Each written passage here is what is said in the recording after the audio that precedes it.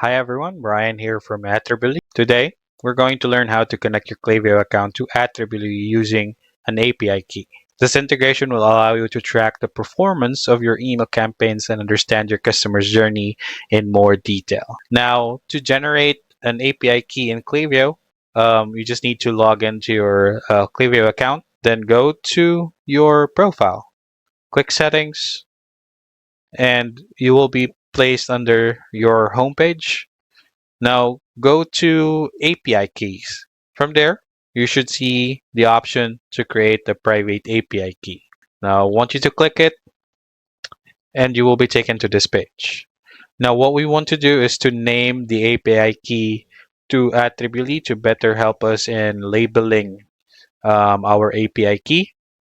And please make sure to select read only key, as this will limit the permissions that will be granted to Attribuly. So once you're done, you can click on create. You will be given a success message for this one, and the API key is now generated for us. Next is what we want to do is to log in to your Attribuly account.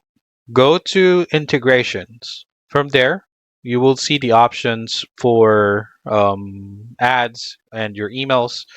So what we want to do is go to the email and click on Klaviyo. Now you will be given the option to connect. So click connect.